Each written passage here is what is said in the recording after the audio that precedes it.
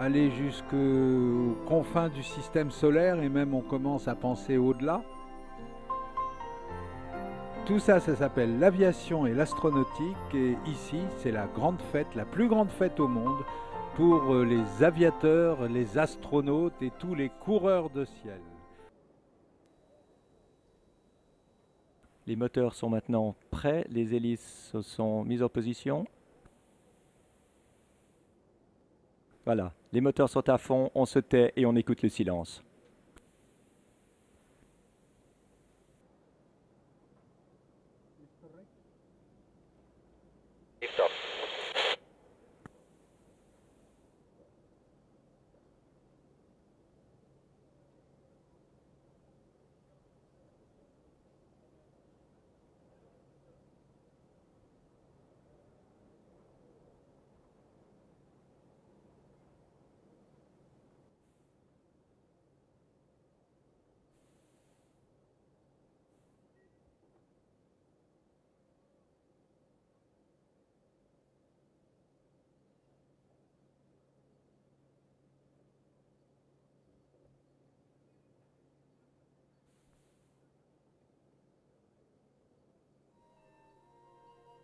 Marcus Scherdel aux commandes de Solar Impulse dans le plus grand salon du monde ici au Bourget. 10 h du matin, 26 juin 2011, c'est une date dont nous nous rappellerons. Ça a l'air facile, mais...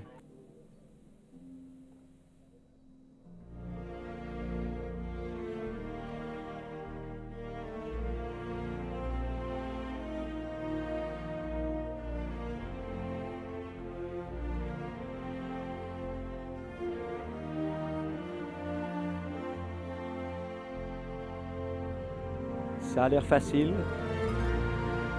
Ça a l'air facile parce que l'équipe est bonne, parce que le pilote est bon, parce que la technologie a été développée depuis 8 ans. Et je peux vous dire qu'un vol comme celui-là, sans aucun carburant, sur un avion aussi grand et aussi léger, c'est vraiment la preuve d'une maîtrise totale. Bravo Marcus.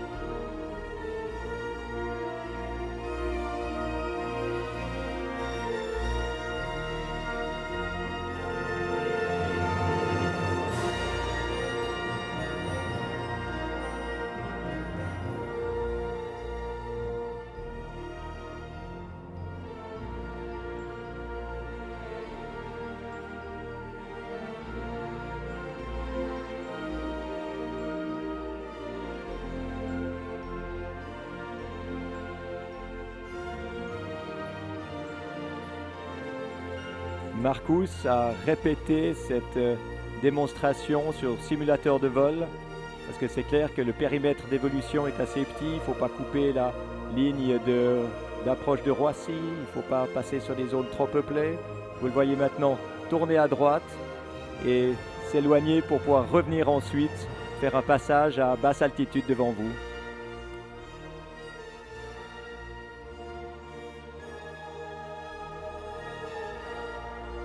Bertrand, après Solar Impulse, celui-là s'appelle le HB, puisque c'est une machine suisse, donc l'immatriculation suisse, c'est le HBSI-A. Il y a le HBSI-B qui commence à... Son existence est en train de débuter. Et la suite?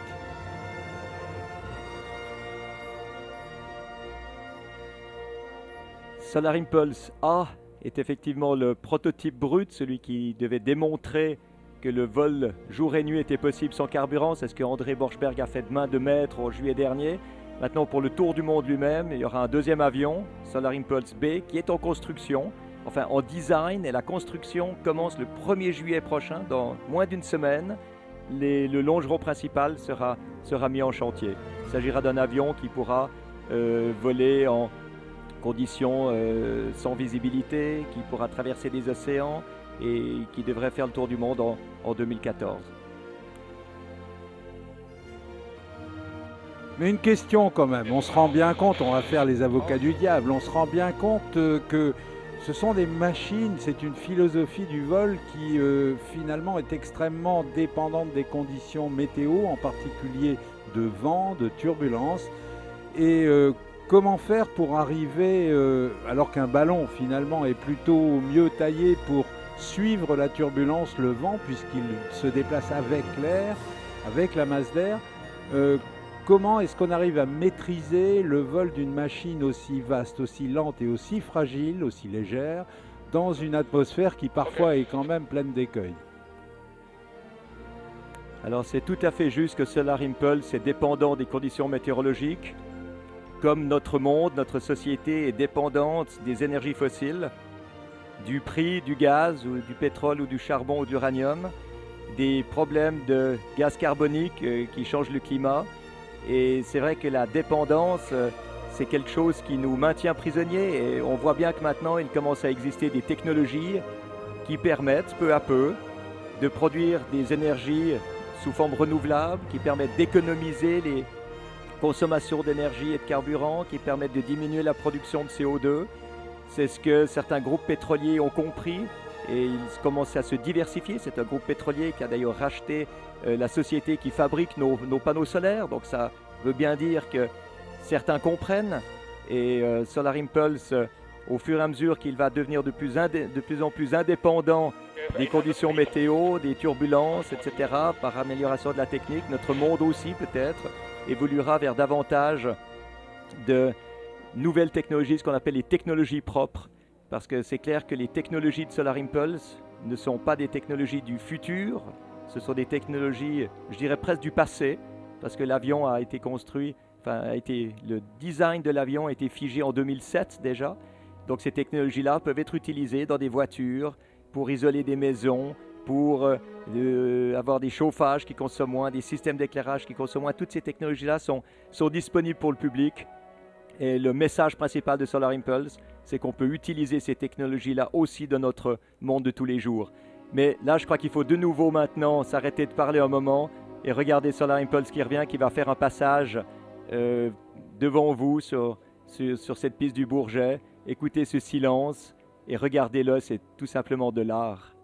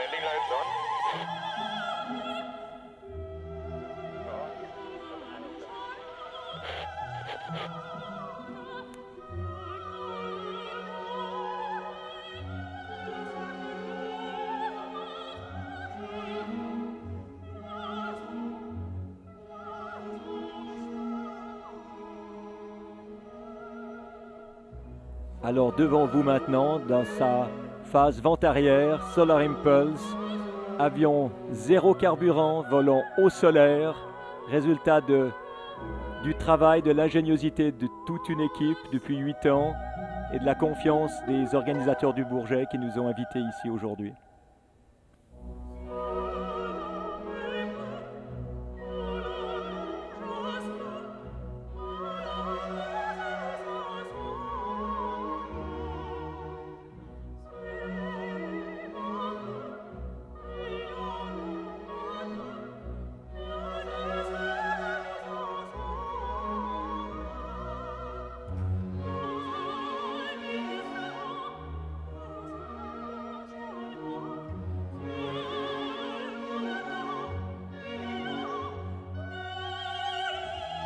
La démonstration est prévue sur une vingtaine de minutes parce qu'il faut aussi laisser ensuite voler les autres avions, mais ne vous en faites pas. Solar Impulse pourrait rester toute la journée en l'air, pourrait monter à 9000 mètres, pourrait passer toute la nuit, pourrait atteindre le lever de soleil demain matin pour recommencer à charger ses batteries, refaire la journée suivante et voler perpétuellement. C'est ça le but de ce projet, un rêve qui est devenu réalité. Il ne devra jamais atterrir parce qu'il manque de carburant, il atterrira parce que le pilote est trop vieux et qu'il faut changer le pilote d'ici quelques années. En général, quand on pense à une machine volante, on pense qu'elle utilise le ciel, c'est-à-dire l'air, l'atmosphère, et elle se sert de l'aérodynamique pour voler. Bien sûr, Solar Impulse est un avion et fait ça. Mais Solar Impulse utilise une autre de ces matières étranges et un peu miraculeuses qu'on trouve dans le ciel, la lumière, les photons du soleil. Il vole autant à la lumière qu'à l'air, cet engin. Et c'est cette constatation que font tous ceux qui l'ont vu voler, et il n'y a qu'à vous regarder. Là, vous êtes là, le nez en l'air. Pourtant, c'est pas tonitruant, c'est pas écrasant, c'est même l'inverse. C'est évidemment pas bruyant. Les hélices tournent très lentement, aux alentours de 300-400 tours minute. Les moteurs électriques sont tout petits, hein, ils tiennent dans la main. Évidemment, ils sont un peu noyés dans ces grands carénages de mousse, mais tout ça, c'est en croisière. La puissance utilisée est de l'ordre d'une quinzaine de chevaux, peut-être. Une quinzaine de chevaux, c'est-à-dire 2 fois moins que Louis Blériot pour traverser la Manche. Blériot, déjà, savait utiliser la puissance. Donc, le moteur Anzani de Louis Blériot était effectivement un tricylindre qui faisait 30 chevaux.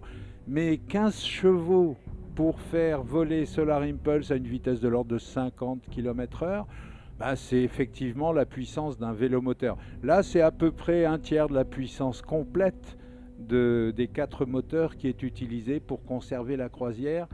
Donc, question, ça a l'air tellement serein vu d'en bas, est-ce que c'est aussi serein à l'intérieur, Bertrand? André Borschberg, qui est celui d'entre nous qui a le plus d'expérience sur cet avion, explique bien que c'est un avion qui a une double personnalité. Extrêmement agréable à piloter quand tout est calme, par contre très difficile à piloter quand il y a des turbulences à cause de son envergure qui le rend très sensible à chaque mouvement d'air. Le second, le SIB, le deuxième Solar Impulse sera plus grand?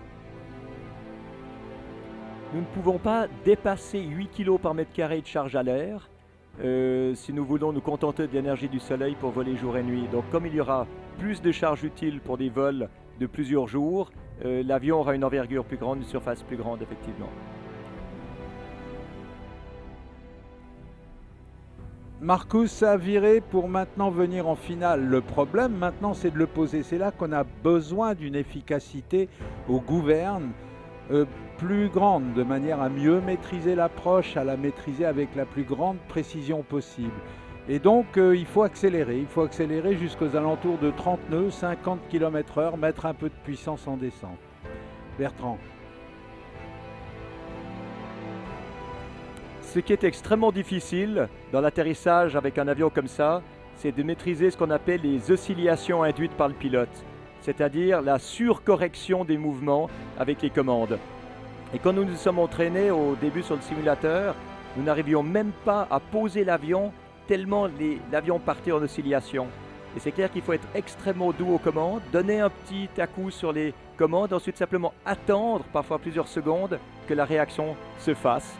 Et chaque atterrissage est quelque chose de difficile, surtout que vous voyez que maintenant il y a quand même un petit peu d'air dans les drapeaux, mais je n'ai aucun doute que Marcus va nous faire ça extraordinairement bien, comme André l'a fait. André Borschberg a fait plusieurs vols où il a dû atterrir dans des conditions météorologiques qui devenaient un peu turbulentes, et on voit que la maîtrise du pilote peut compenser la difficulté de l'avion.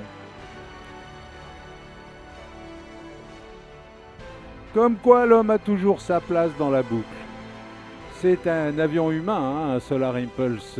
Certes, il y a des systèmes d'aide au pilotage, surtout pour la seconde version, le SIB, où il y aura des systèmes de navigation, voire même, je crois, un petit pilote automatique. Mais en aucun cas, il ne faut croire que ces systèmes remplacent le bonhomme à l'intérieur.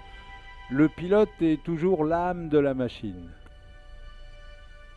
Le pilote est l'âme de la machine et l'être humain est l'âme du projet, parce que c'est sûr que le message que nous voulons donner, c'est qu'il y a des solutions au changement climatique, il y a des solutions à la dépendance aux énergies fossiles, il y a ces clean tech qui sont des technologies propres qui peuvent créer des emplois, ouvrir des nouveaux marchés, relancer la croissance, mais tout en diminuant l'impact sur l'environnement. Donc c'est clair que le message que nous voulons donner est en même temps humaniste et technique. Alors j'aimais beaucoup quand Bernard Chabert disait tout à l'heure que c'était même pas philosophique, c'était philosophal. Je crois que c'est un mot qui va nous rester, Bernard.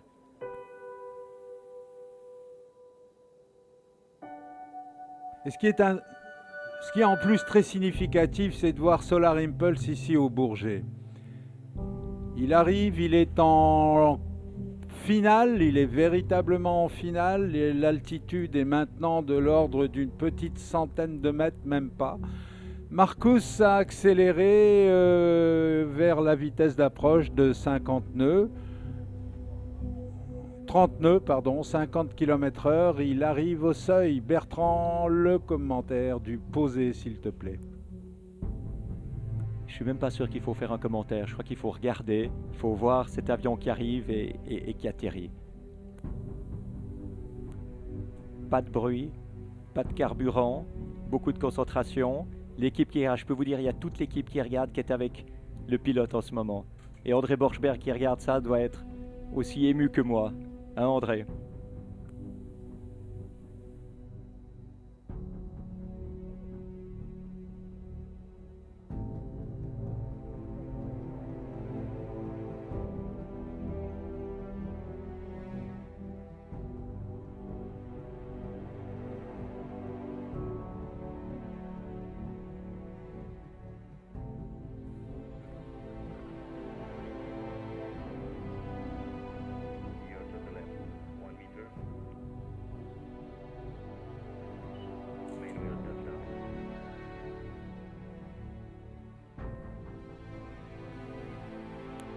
La roue monotrace est au sol. Atterrissage réussi. Solar Impulse a fait sa première démonstration dans un show aéronautique international. Bravo, Marcus, and congratulations to the team. Hey guys, most of you speak English, so I have to say it in English. Solar Impulse team, that's your success, that's your emotion, that's your triumph today. You can be proud. You're changing something in the world with these new technologies, with these demonstrations. I'm just so proud of you guys. Si vous êtes venu au Salon du Bourget ce matin, vous n'avez pas perdu votre temps. Vous avez vu quelque chose qui est un moment d'aviation. Vous avez même une équipe de contrôleurs du Salon du Bourget qui applaudit. C'est sublime, messieurs.